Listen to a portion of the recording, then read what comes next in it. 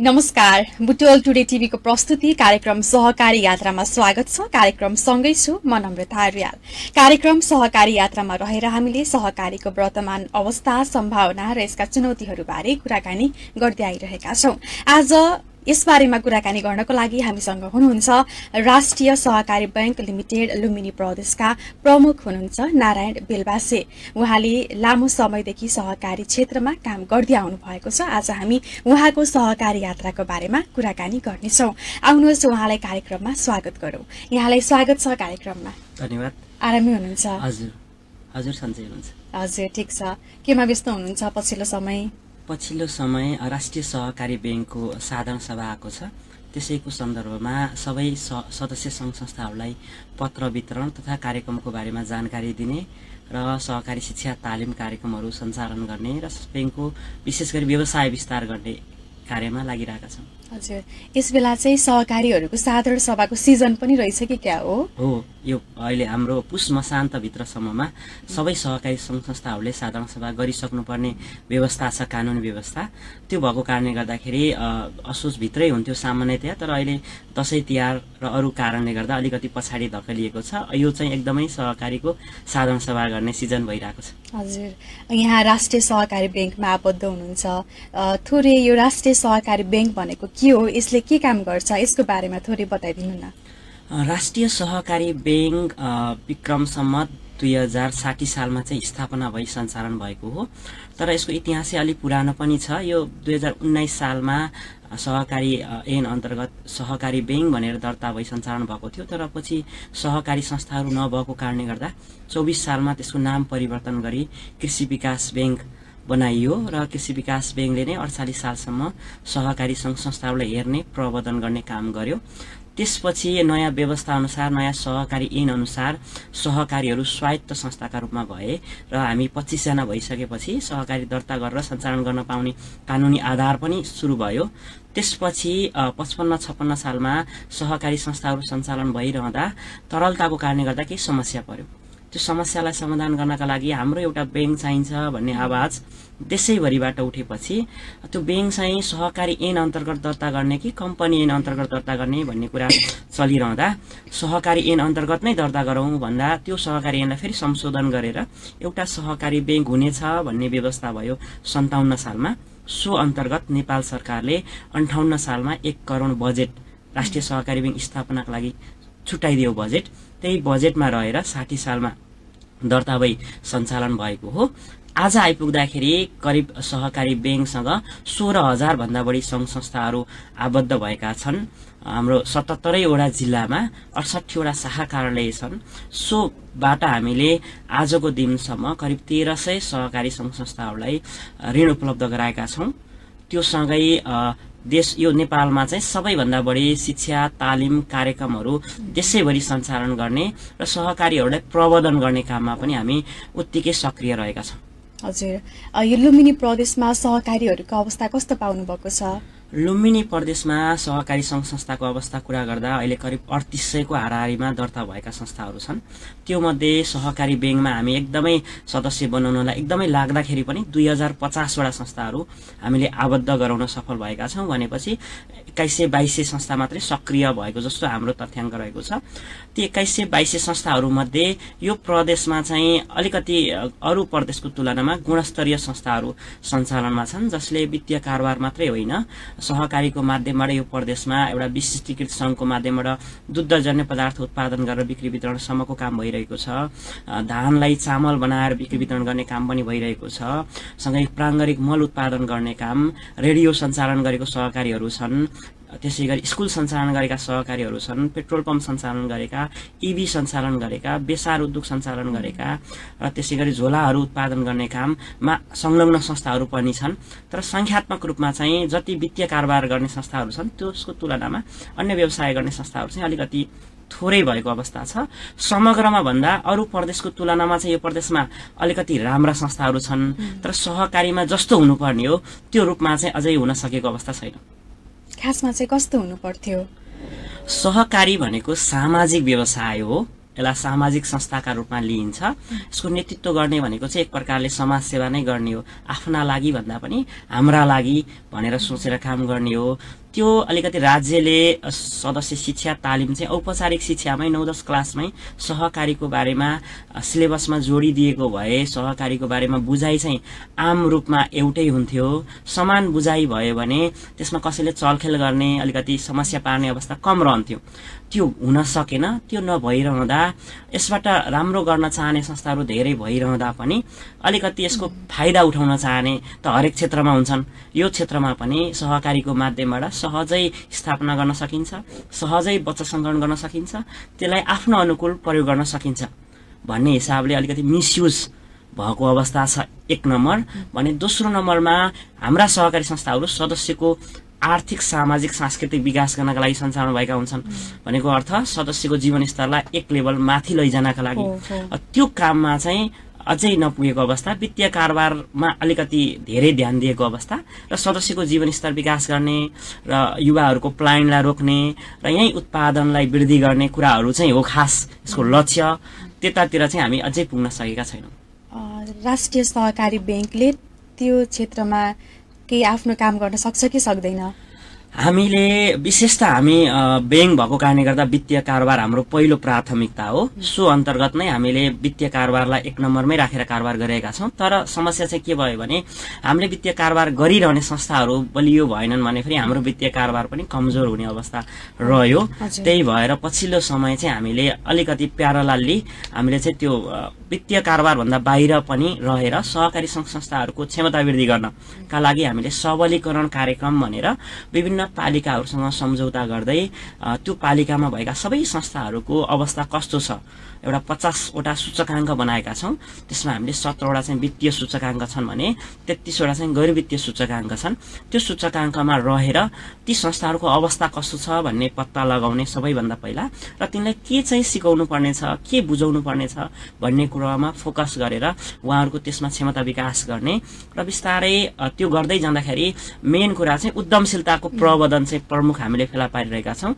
तसर्थ यो वर्षबाट हामीले ती संस्थाका प्रतिनिधिहरूको सहभागितामा उद्यम विकास सहजकर्ताका प्रशिक्षण तालिमहरू सञ्चालन गर्दैछौँ, जसले चाहिँ भविष्यमा हाम्रा संस्थाहरू चाहिँ उद्यमशीलतामा लागुन् र हाम्रो व्यवसाय पनि गुणस्तरीय होस् र सहकारीको साख पनि वृद्धि होस् भनेर हामी लागिरहेका छौँ। हजुर, जुन सबलीकरणको कार्यक्रम भन्नुभयो यो ग्रामीण भेगहरूमा पनि पुगेको छ त राष्ट्रिय सहकारी बैंक? अब हाम्रो पनि केही सीमाहरू छन्, किनभने अघि मैले भनिहालेँ हाम्रो सदस्य संख्या 2050वटा संस्थाहरू हुनुहुन्छ, प्रदेशमा 3800 संस्था हुनुहुन्छ।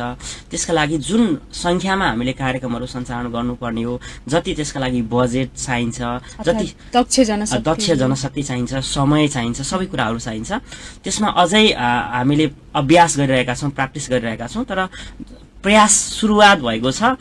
त्यो एकदम फुल फेजमा हुनका लागि र आवश्यकता अनुसार सम्बोधन गर्नका लागि सबै मिलेर हामीले गर्न सक्यौँ भने, सबै सेक्टरहरू सहभागी भयौँ भने सक्छौँ। हामीले मात्र एक्लै चाहिँ त्यो रूपमै फुलफिलै गर्ने गरी गर्न सक्ने अवस्था चाहिँ रहँदैन। राष्ट्रिय सहकारी बैंकमा सबै सहकारीहरू आबद्ध हुँदा र नहुँदा चाहिँ के फरक पर्छ? राष्ट्रिय सहकारी बैंक भनेको चाहिँ एउटा सहकारी सङ्घ संस्थाहरूलाई अप्ठ्यारो परेको बेलामा सहयोग गर्ने निकाय हो। विशेष गरी हाम्रा सहकारी संस्थाहरूले सदस्यहरूसँग बचत सङ्कलन गर्ने, सदस्यहरूलाई कर्जा लगानी गर्ने काम गरिरहनु भएको छ। त्यो लगानी गरिरहँदाखेरि कहिलेकाहीँ तरलता समस्या पर्छ र तरलतालाई उहाँहरूले बचत र सेयर फिर्ता गर्न सक्नु भएन भने मागेको बखतमा त्यसले संस्थालाई समस्या सिर्जना गर्छ। त्यो समस्या समाधान समस्या नपरोस् भनेर हामीले चाहिँ उहाँहरूलाई ऋण उपलब्ध गराइरहेका छौँ र त्यस्तो अवस्था आउनबाट बचाइरहेका छौँ पहिलो नम्बरमा। दोस्रो नम्बरमा भर्खरै स्थापना भएको संस्थासँग पुँजीको एकदमै अपर्याप्तता हुन्छ। त्यस्तो संस्थाहरूलाई पनि हामीले आवश्यक पुँजी उपलब्ध गराएर व्यवसाय विस्तार गर्न, त्यो अनुसारको जनशक्ति व्यवस्थापन गर्नलाई सपोर्ट गर्ने काम गरिरहेका छौँ। सोसँगै पछिल्लो समय शिक्षा, तालिम र क्षमता अभिवृद्धि कार्यक्रमहरूलाई पनि अगाडि बढाउने काम भइरहेको छ। यो तालिमहरू आयोजना गर्दाखेरि सहभागिता कस्तो पाउनु भएको छ अनि तालिम लिए पश्चात उहाँहरू व्यावसायिक बन्नु भएको छ कि छैन, त्यसबारेमा कतिको ध्यान दिएको छ राष्ट्रिय सहकारी बैंकले? एकदमै राम्रो प्रश्न गर्नुभयो तालिम चाहिँ धेरै हुन्छन् हामीले मात्रै होइन अरू सङ्घहरू राज्यले पनि धेरै तालिमहरू सञ्चालन गर्छ तर त्यो जति हामीले तालिमहरू सञ्चालन गरेका छौँ त्यो अनुसार चाहिँ परिणाम निकाल्न सकिरहेका छैनौँ रिजल्ट चाहिँ आएको छैन त्यसको हुनुको पछाडि धेरै कारणहरू हुँदा रहेछन् जस्तो हामीले कार्यक्रम भनेको 2 दिन 3 दिन 4 दिन भन्दा बढीको तालिमहरू चाहिँ हुँदैन त्यो चाहिँ एक लेभल सहकारीको सिद्धान्त मूल्य मान्यता संस्कार आचरण भएका मान्छेहरूमा हामीले त्यो तालिमहरू सञ्चालन गर्न सक्यौँ भने त्यसको प्रभावकारिता अलि धेरै हुन्छ नत्र चाहिँ हामीले कुनै विषयवस्तुको तालिमहरू सञ्चालन गर्दै जाँदाखेरि तर त्यसको आधारभूत कुराहरू सहकारी व्यवसाय भनेको लाभांश केन्द्रित नाफा केन्द्रित व्यवसाय होइन सेवा केन्द्रित व्यवसाय हो सदस्यलाई उद्यमी बनाउने हो ऋणी बनाउने होइन जस्ता सामान्य कुराहरूलाई हामीले जोड्दै जानुपर्ने हुँदा जति परिणाम निकाल्नु पर्ने थियो जति रिजल्ट हुनुपर्ने थियो त्यो रूपमा चाहिँ हुन सकिरहेका छैनन् तर पनि अब यो गुणस्तरीय वृद्धि भनेको कुरा चाहिँ क्रमिक रूपमा हुने कुरा हो हिजो जस्तो थियो त्यो भन्दा आज चाहिँ राम्रो छ आज भन्दा भोलि अझ राम्रो गराउनेछौँ भनेर लागिरहेका छौँ हजुर तपाई त लगभग लुम्बिनी प्रदेशको धेरै सबै सहकारीहरूमा यहाँ पुगिसक्नु भएको छ होला पक्कै पनि ती सहकारीहरूमा पुग्दाखेरि मुख्य समस्या चाहिँ कस्तो पाउनु भयो अथवा सबै सहकारीमा कमन चाहिँ के पाउनु भयो तपाईले सहकारीमा पुगिरहँदाखेरि मैले फिल गर्ने अनुभूति गर्ने विषय कस्तो छ भने सहकारी चाहिँ 2-3 प्रकारले सञ्चालन गरिएको छ एउटा चाहिँ यसबाट आफ्नो सञ्चालक समितिले केही फाइदा लिन सकिन्छ कि सजिलै ऋण लिन सकिन्छ कि आफ्नो व्यवसाय विस्तार गर्न सकिन्छ कि वा शेयर लगानी गरेको छ भने अलि धेरै लाभांश पाइन्छ कि वा बचत गरेको भए अलि बढी ब्याज पाइन्छ कि भन्ने हिसाबले सञ्चालन गरिएको पाइन्छ भने दोस्रो नम्बरमा चाहिँ हामीले फेला पार्ने सहकारी भनेको आज कुनै एनजिओ आइएनजिओ महिला विकास कार्यालयले कुनै समूहहरू बनाउनु भयो र त्यो समूहलाई चाहिँ व्यवस्थापन गर्नलाई कहाँ लगेर टुङ्गाउने त भन्दा सहकारीमा दर्ता गरिदिएर आधिकारिक संस्था बनाइदिएर छोडिदिने हिसाबले दर्ता भएका संस्थाहरू पनि छन् र केही संस्थाहरू चाहिँ देखासेखी हिसाबले पलतिर उहाँहरूले खोल्नु भयो गर्नु भएको छ हामीले चाहिँ किन नगर्ने भन्ने हिसाबले सञ्चालन गर्नु भएको छ यसरी सञ्चालन भइरहँदा कसैको चाहिँ अब एकदमै शुद्ध मनस्थिति र समुदायकै भलो गर्ने तर थाहा नभएको विषयवस्तु नजानेको तर संस्था राम्रो सोच भएको गलत सोच चाहिँ नभएको विषयवस्तु चाहिँ अलिकति कम थाहा भएकोले सञ्चालन गर्नुभएको संस्थाहरूमा त्यति धेरै समस्या छैन ती संस्थाहरूले हो सुशासनको पाटोमा सबै नियमहरू पालना भएको छैन होला जोखिम व्यवस्थापनको पाटोमा पनि जति ख्याल गर्नुपर्ने हुन्छ बचत ऋणको कारोबार सञ्चालन गर्दा त्यो गर्न सक्नु भएको छैन तर बिगार्नु भएको छैन त्यस्तै अर्को चाहिँ अलिकति व्यक्तिगत इन्ट्रेस्टमा रहेर सञ्चालन भएका संस्थाहरूमा चाहिँ उहाँहरू सिक्नै नचाहने बुझ्नै नचाहने सम्पर्कमै आउन नचाहने अलिकति हामी देख्यौँ भने अलिकति अप्ठ्यारो फिल गर्ने गाह्रो फिल गर्ने पनि प्रकारका संस्थाहरू छन् भने कुनै अर्गनाइजेसनले जन्माइदिएको संस्थाहरू चाहिँ त्यो अर्गनाइजेसनले के सिकाएर गएको छ त्यही नै यो सबै कुरो भन्ने हिसाबले बुझेर सञ्चालन भएको अवस्था छ तर समय धेरै परिवर्तनशील छ जो समय सापेक्ष परिवर्तन हुँदैन अपडेट हुँदैन त्यो आउटडेट हुन्छ भनेर भन्छौँ हामीले तसर्थ अब हामीले चाहिँ सबै संस्थासँग सम्पर्क गर्छौँ पुग्छौँ र आफूले जानेको कुराहरू सिकाउने र राम्रो बनाउने प्रयास गरेका छौँ जसरी सहकारीहरूले सदस्य बनाउनको लागि पर्नुहुन्छ नि सोही तरिकाले नै यो वित्तीय साक्षरताको लागि पनि उहाँहरू लाग्नुपर्छ भन्ने जस्तो लाग्दैन एकदमै हामीले त्यसको लागि पनि सहकारी बैंकले पहल गरिरहेछ होला के छ एकदम सहकारीका 7 वटा सिद्धान्तमा 5औं सिद्धान्त चाहिँ अनवरत शिक्षा तालिम सूचना भन्ने हुन्छ त्यो भन्नुको अर्थ सहकारीको परिवर्तन भएका नीति नियम कानूनहरू र सहकारिताको बारेमा आफ्ना सदस्यहरूलाई अनवरत रूपमा तालिमहरू दिनुपर्छ सिकाउनुपर्छ बुझाउनुपर्छ भन्ने मान्यता हो त्यो अन्तर्गत सहकारीमा भएको मुनाफाबाट सर्टेन प्रतिशत चाहिँ शिक्षा तालिम कोष भनेर छुटाउनै पर्छ त्यसलाई खर्च गरेर सिकाउनु पर्ने हुन्छ त्यो पनि कस्तो हुँदो रहेछ भने एबीसीडी पढाइसकेको बच्चालाई चाहिँ अरू विषय पढायो भने बल्ल त्यो धेरै प्रभावकारी हुन्छ त्यसको बेसिक कुरा नै हामीले नदिकन अरू कुराहरूमा गयौं भने अलिकति गाह्रो हुँदो रहेछ तसर्थ मैले सुझावहरू दिँदाखेरि सहकारीलाई राम्रो बनाउन के गर्न सकिन्छ भनेर कसैले सोधेको खण्डमा सबैभन्दा पहिला चाहिँ औपचारिक शिक्षामा सहकारी विषयलाई प्रवेश गराएर पढाउने काम चाहिँ राज्यबाटै गर्नुपर्छ किनभने विद्यालय स्तरबाटै गर्नुपर्छ किन भन्दा नेपालको 3 करोडको जनसंख्यामा 1 करोडको जनसंख्या सहकारी क्षेत्रमा आबद्ध छ भने त्यो क्षेत्रको बारेमा नपढाइकन 30,000 सहकारी संस्था स्थापना गर्न दियो भने त्यसले परिणाम त राम्रो लिएर आउँछ भन्ने छैन किनभने यो त वित्तीय क्षेत्र हो बचत संकलन गर्ने हो ऋण लगानी गर्ने हो शेयर संकलन गर्ने हो यसमा जोखिम हुन्छ बचत लिने र ऋण लगानी गर्ने कार्यमा जोखिम हुन्छ, पारदर्शिता कायम गर्नुपर्ने हुन्छ, सुशासन कायम गर्नुपर्ने हुन्छ। त्यो सुशासन, पारदर्शिता, जोखिम व्यवस्थापन भन्ने कुरा बुझ्नका लागि त पहिला सहकारीमा सदस्य हुनु भनेको के हो, सदस्य भइसकेपछि कति जिम्मेवारी हुन्छ, सदस्यहरूले कसरी सञ्चालक समिति चयन गर्ने हो, सञ्चालक समितिमा आउनु भनेको चाहिँ म मेरो बेनिफिटका लागि भन्दा पनि म प्रतिनिधि भएर, जनप्रतिनिधि जस्तै सदस्य प्रतिनिधि भएर उनीहरूको आकांक्षा, उनीहरूको आवश्यकता, उनीहरूको जीवनस्तर वृद्धि गर्नका लागि एज अ सदस्य प्रतिनिधि भएर आएको, मैले सदस्यको हितमा रहेर काम गर्नुपर्छ भन्ने चाहिँ आधारभूत नलेज भयो भने बल्ल हामीले अरू विषयवस्तुहरू, टेक्निकल विषयवस्तुहरू सहजै बुझाउन सक्ने र आम मान्छेले पनि सहकारीलाई सही रूपमा बुझिदिनु भयो भने खबरदारी सही रूपमा हुने हुन्छ। भने हजुरको व्यक्तिगत सहकारी यात्राको बारेमा कुरा जोडौँ। यहाँ लुम्बिनी प्रदेश राष्ट्रिय सहकारी बैंक लिमिटेड लुम्बिनी प्रदेशको प्रमुख हुनुहुन्छ होइन? प्रमुख हुँदासम्मको यात्रा चाहिँ कसरी सुरुवात भयो थोरै बताइदिनुहोस् न। म विक्रमसम्म 2065 सालमा 12 कक्षा पढ्दै थिएँ लुम्बिनी वाणिज्य क्याम्पस बुटोलमा। त्यति बेला राष्ट्रिय सहकारी बैंकमा कर्मचारी चाहियो भन्ने यहाँको लोकल मेजिकाली पत्रिकामा भ्याकेन्सी आएको थियो र त्यही बेला चाहिँ अब कताबाट दैव संयोगले मेरो एकजना साथीले मलाई जागिर खानुपर्ने थियो अनि यसमा मैले फर्म भर्न पुगेँ र इक्जाम दिएपछि हामी त्यति बेला 14-15 जना थियौँ, एकजना मात्रै चाहिएको थियो। दैव संयोगले म त्यसमा सफल हुन सकेँ र राष्ट्रिय सहकारी बैंकको तेस्रो हेड अफिस, त्यसबाट पहिलो विराटनगरमा, दोस्रो बागलुङमा शाखा र तेस्रो चाहिँ बुटोल शाखाको रूपमा विक्रमसम्म 2066 साल जेठ 1 गते बुटोल ट्राफिक चोकमा चाहिँ ब्रान्च स्थापना भएको थियो।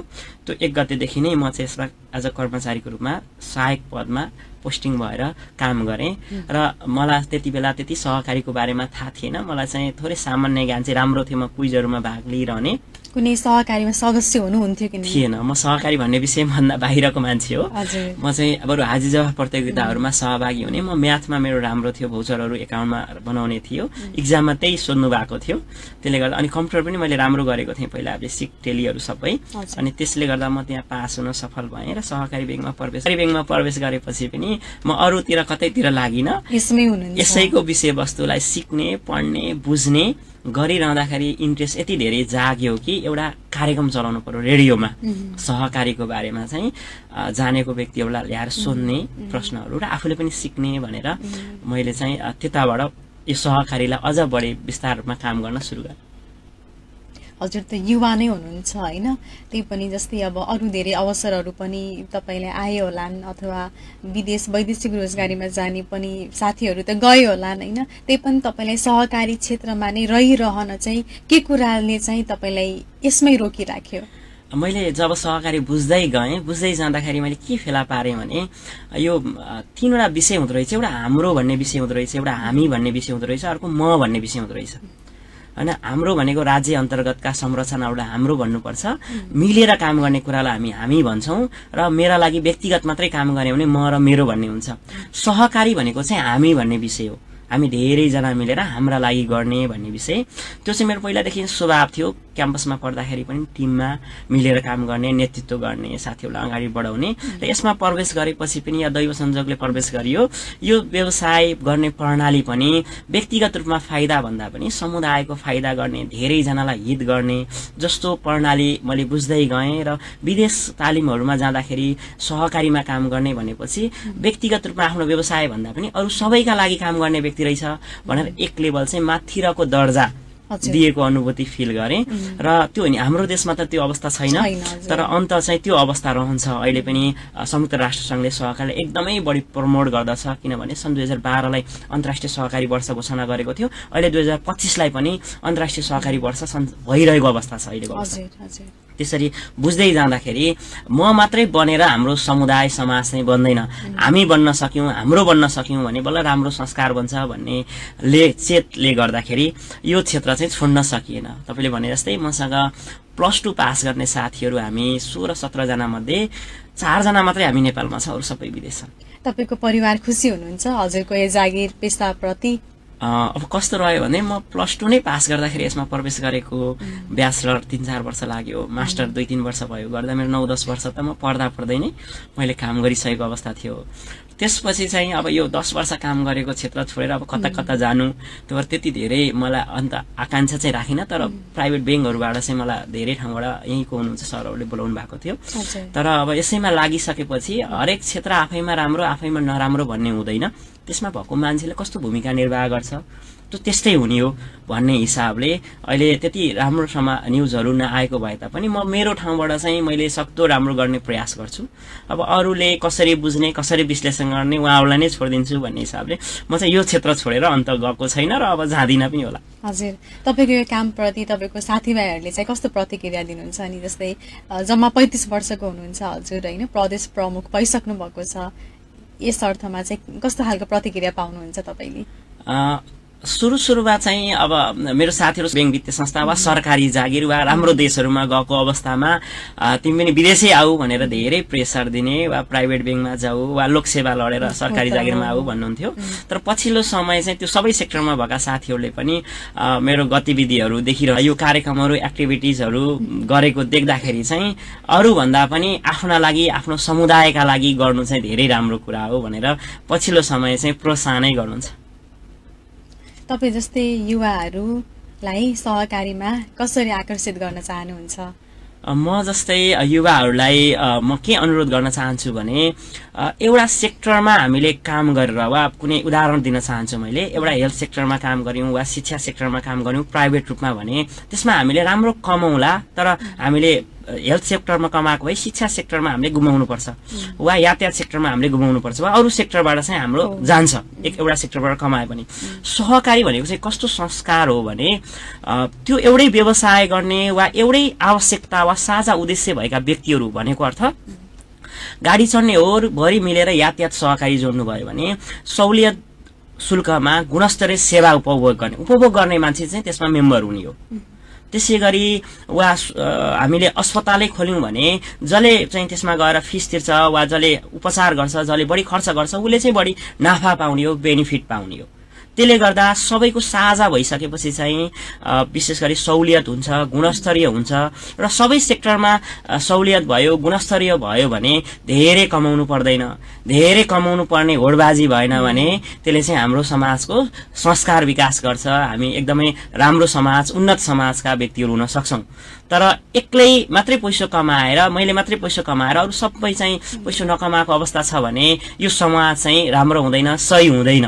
तसर्थ समूहमा म भन्दा पनि हामी भन्ने भावनामा रहेर काम गर्नका लागि सहकारी क्षेत्र एकदमै राम्रो क्षेत्र हो। तर अब यसका लागि मैले अघि भनिहालेँ, यसका लागि केही कुराहरू सबैभन्दा आधारभूत कुरा भनेको चाहिँ सही सहकारी शिक्षा का कुराहरू चाहिँ राज्यले नै सम्बोधन गर्नुपर्छ एक नम्बरमा। दोस्रो नम्बरमा यसको हामी यति धेरै संस्थाहरू छन्, संघहरू छन्, संघहरू संस्थाहरूले पनि आफ्नो भूमिका संस्था जन्मिएको सदस्यको आर्थिक विकास गर्न हो भने सदस्यको आर्थिक विकास कसरी हुन्छ त्यसलाई केन्द्रबिन्दुमा राखेर आफ्नो व्यवसाय सञ्चालन गर्नुपर्छ। त्यो भन्दा बाहिर गएर व्यवसाय गर्नु चाहिँ गलत हो। संघहरू सञ्चालन हुनु भएको छ भने आफ्ना संस्थाहरू आफ्ना सदस्यहरूको हित कसरी प्रबन्धन गर्न सकिन्छ त्यसमा चाहिँ सबैभन्दा बढी केन्द्रबिन्दुमा राखेर आफ्ना गतिविधिहरू निर्धारण गर्नुपर्छ, न कि कमाम भन्ने व्यवसाय गरौँ भन्ने हिसाबले होइन। त्यो हिसाबले चाहिँ हामी लाग्यौं भने चाहिँ हामी सही ठाउँमा पुग्छौं। नत्र यही बसेर कमाए पनि विदेश गएर कमाए पनि हाम्रो ठाउँ चाहिँ राम्रो भएन भने अस्ति मैले एउटा भिडियो हेर्दै थिएँ अफगानिस्तानमा सिटिङ मिनिस्टर मन्त्री भएको मान्छे भागेर जर्मनी गएर अहिले साइकलमा बेचिरहनु परेको छ, ब्रेड बेचेर हिँडिरहनु परेको छ। त्यति धेरै सम्पत्ति थियो होला, गाडी थियो होला, त त्यसको के अर्थ भयो? केही पनि अर्थ भएन। त्यो अफगानिस्तानै राम्रो भएको भए त त्यही सबै कुरा इज्जत सबै संरचना थियो। त्यो भएको कारणले गर्दा नेपाल राम्रो भयो भने हाम्रा सन्ततिका लागि राम्रो हुने हो। नेपाल राम्रो भएन हामी मात्रै राम्रो भयौं भने चाहिँ त्यसले लङ टर्म चाहिँ हुँदैन, हामीलाई अप्ठ्यारो पर्छ। हामी भविष्यमा जुनसुकै देशमा गए पनि अल्पमतमा पर्छौं, हामीले भनेका कुराहरू पूरा हुन सक्दैनन्। तर त्यो प्रबन्धन गर्नका लागि हाम्रो जस्तो देश विशेष गरी सहकारीबाट सफल भएका देशहरूको नाम लिँदाखेरि जापान, दक्षिण कोरिया, इजरायल, डेनमार्क, क्यानाडा जस्तो देशहरू सहकारी विधिलाई अपनाएर सफल भएका देशहरू मानिन्छन्। तसर्थ यसलाई चाहिँ जे हो त्यो रूपमा प्रयोग गरेर सहकारी मोडलबाट चाहिँ काम गरौँ। त्यो काममा चाहिँ म पनि हजुरहरूसँग सँगै रहनेछु भनेर भन्न चाहन्छु। हजुर, यसैबीच मैले हजुरलाई अर्को अनुभव पनि सुन्न मन लाग्यो होइन।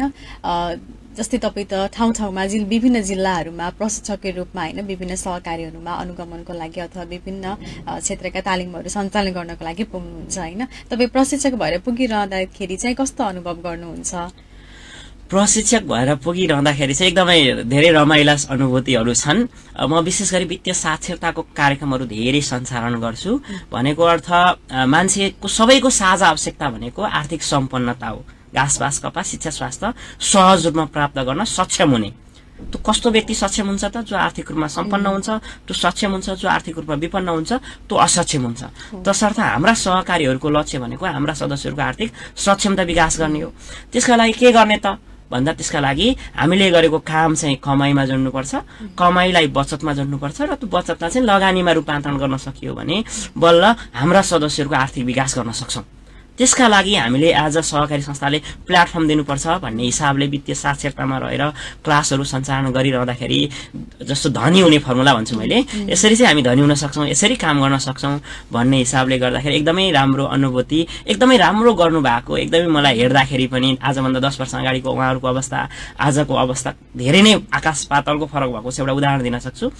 दाङमा हो एउटा सहकारीमा यसरी काम गर्नुहोस्, हजुरले काम त गरिरहनु भएको छ तर त्यो निर्वाहमुखी काम छ। त्यसलाई थोरै व्यवसायमा जोडेर अलिकति कमाउने गरी त्यो बाख्रा आफ्ना लागि सम्झेर पाल्नु भयो भने, अरू घरका लागि सम्झेको भए पनि एउटा आफ्ना लागि पाल्नु भयो भने 10-12 हजारको वर्षको कमाइ हुन्छ। त्यो 12,000 बचत गर्नु भनेको महिनाको 1000 बचत गर्नु, महिनाको 1000 बचाउन सक्नुभयो 30 वर्षसम्म भने तपाईको खातामा 20-22 लाख रुपियाँ जम्मा हुन्छ।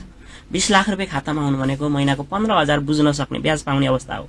र त्यो अवस्था भनेको कसैसँग आश गर्न नपर्ने अवस्था हो भन्ने हिसाबले बुझाइरहँदा त्यसका चाहिँ एकदमै राम्रो जो महिला सशक्तिकरणको क्षेत्रमा वा उहाँहरूको आर्थिक अवस्था अलिकति माथि हुने बित्तिकै घर परिवारले हेर्ने नजर, उहाँहरूलाई गर्ने व्यवहार धेरै धेरै फरक हुँदो रहेछ। त्यसले गर्दाखेरि धेरै एकदमै खुसी हुनुहुन्छ। 17 वर्ष भइसक्यो होइन सहकारी क्षेत्रमा नै काम गरेको, आगामी के छ हजुरको योजना? सहकारी क्षेत्रमै रहेर प्रशिक्षककै रूपमा भूमिका निर्वाह गर्ने र आफूले जानेको यत्रो वर्ष जति सिकेको छु मैले त्यसलाई चाहिँ बढीभन्दा बढी समुदाय संस्था र यो सहकारी अभियानलाई आफूले जानेका कुराहरू सिकाउँदै अगाडि बढ्ने र सकेसम्म यो जुन क्षेत्रमा मैले काम गरिरहेको छु यो क्षेत्रको चाहिँ राम्रो म्यासेज समाजमा राम्रो प्रभाव पुर्याउन सकियोस् जति सकिन्छ त्यसैमा लाग्ने सोचिरहेको छु। हजुर, अब पनि हामी कार्यक्रमको अन्त्यमा आएका छौँ। अन्त्यमा जाँदा जाँदै जो सहकारीको सदस्यहरू हुनुहुन्छ अथवा जो बन्दै हुनुहुन्छ उहाँहरूको लागि चाहिँ के सुझाव दिन चाहनुहुन्छ? सहकारीमा आबद्ध हुँदै हुनुहुन्छ भने हजुरहरूलाई मेरो अनुरोध छ कम्तीमा पनि त्यो संस्था सञ्चालन गर्ने सञ्चालक समिति र त्यसमा काम गर्ने कर्मचारीलाई चिनेर जानेर बुझेर मात्र आबद्ध भइदिनु होला, पहिलो नम्बर। दोस्रो नम्बर, त्यो संस्थामा आबद्ध भइरहँदा त्यसको पुँजी संरचना भनेको अर्थ शेयर बचत भनेको सदस्यहरूको सम्पत्ति हो, सदस्यलाई फिर्ता गर्नुपर्छ। संस्थाको सम्पत्ति भनेको संस्थाले लगानी गरेको ऋण ब्याङ्क ब्यालेन्स छ भने त्यो चाहिँ संस्थाको सम्पत्ति हो। त्यही भएर हामीले सधैँ आबद्ध हुँदा सम्पत्ति धेरै भएको फिर्ता गर्नुपर्ने रकम कम भएको संस्थालाई हेरेर जानेर मात्रै आबद्ध भइदिनुहोस् भनेर दोस्रो नम्बरमा अनुरोध गर्न चाहन्छु।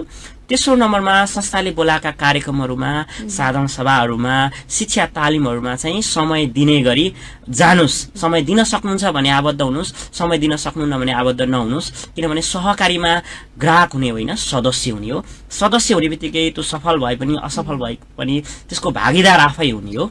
तसर्थ त्यो असफल भयो भने अरूलाई ब्लेम मात्रै लगाएर छुटकारा पाइँदैन। हुन त राज्यले पनि व्यवस्थापन गर्नुपर्ने हो, तर हाम्रोमा धेरै संस्थाहरू 30,000 भन्दा बढी संस्थाहरू छन्।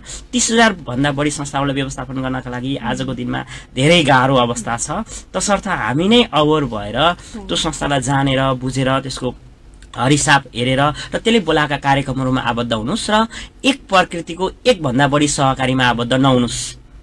एउटा संस्थामा मात्रै आबद्ध हुनुहोस् र आफ्ना सबै वित्तीय आवश्यकताहरू त्यसैबाट पूरा गर्नुहोस्। बरु त्यससँग सिप माग्नुहोस्, तालिम माग्नुहोस्, प्रविधि सहयोग माग्न सक्नुहुन्छ, पूर्वाधारमा सहयोग माग्न सक्नुहुन्छ, दक्ष जनशक्ति माग्न सक्नुहुन्छ, पुँजी माग्न सक्नुहुन्छ र तपाईँ उद्यमी हुनुहोस्।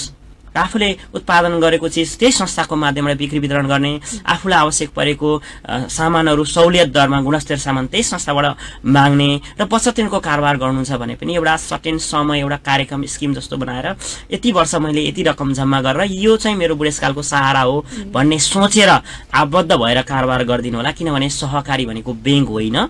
बैंकको लक्ष्य उद्देश्य धेरै फरक हुन्छ। सहकारीको लक्ष्य उद्देश्य भनेको हाम्रो आर्थिक विकास गर्ने, सदस्यको आर्थिक विकास गर्ने हो। आर्थिक विकास हुन्छ, गर्न सकिन्छ, वा साझा आवश्यकता मिल्छ वा साझा उद्देश्य मिल्छ भने आबद्ध भएर यसमा अगाडि बढ्दिनुस्। अन्यथा चाहिँ पहिला सिक्नुस्, बुझ्नुस् र बल्ल मात्रै प्रवेश गर्नुस् भनेर अनुरोध गर्न चाहन्छु। हस्, यहाँको व्यस्त समयको बावजुद पनि समय मिलाएर आइदिनु भयो, त्यसको लागि धेरै धेरै धन्यवाद। हजुरलाई पनि बोलाएर आफ्ना कुराहरू राख्ने अवसर प्रदान गर्नुभएकोमा धेरै धेरै धन्यवाद छ। दर्शकबिन, आज सहकारी यात्रामा रहेर हामीले राष्ट्रिय सहकारी बैंक लिमिटेड लुम्बिनी प्रदेशका प्रमुख आदरणीय व्यक्तित्व नारायण बेलवासीसँग कुराकानी गरिसकेका छौं। यो सँगै आजको कार्यक्रम यही सकिएको छ। अर्को हप्ता पुनः अर्का अतिथिका साथ कार्यक्रम लिएर उपस्थित हुने नै छौं। त्यतिन्जेलसम्मको लागि हेर्दै गर्नुहोला बुटवल टुडे टिभी। नमस्कार।